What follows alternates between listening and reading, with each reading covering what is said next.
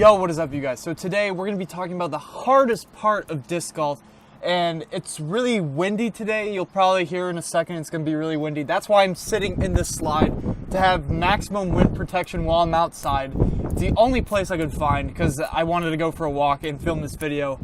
But the hardest part about disc golf is definitely putting. Now, if you're like a really high-level player, the thing that really sets people apart is putting.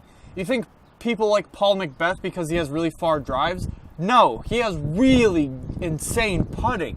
I think that's really what he's known for. I mean, other than playing really well in general, I think that's what he's known for, his putting. Because people can outdrive Paul McBeth, right? I would say most pros can actually throw pretty far. And if you think about putting itself, you have to be so precise. There's little to no room for error to making the disc go into the basket, especially from 10 meters out and further. So on a windy day like this, how do you practice putting? Now, don't get me wrong. Long putts are important to practice, especially if you're a jump putter. Like, you need to know how to jump putt. But if you want to get good at putting, all you have to do is putt from 10 meters out. If you have 5 discs, stay there until you make all 5 from that same spot. You're going to be amazing at putting if you can make 100% of your shots from 10 meters out.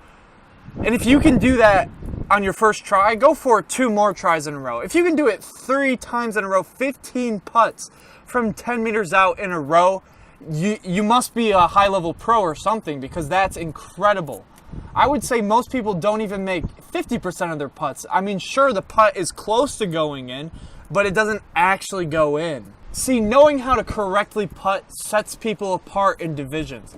Pros know exactly how to avoid spit outs. You know, you throw low and right into the basket for a backhand putt, because the higher the shot is, the more likely it has a chance to spit out.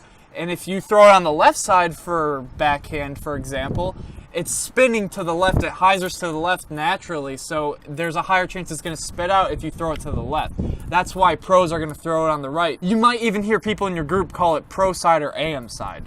So I talked about how you should be putting from 10 meters out. Now, why shouldn't you be putting from longer when you're practicing putting?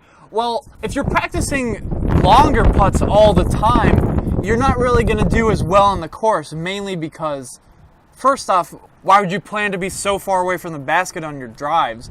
And second, if you can't make a 30-foot putt or even closer, what good is practicing a 50-foot putt going to do for you? And something extra, if you're putting in the headwind, throw it nose down and really low. If you agree putting is the hardest part of disc golf, make sure to leave a like on this video. Don't forget to subscribe, and I'll see you guys in the next one. Peace.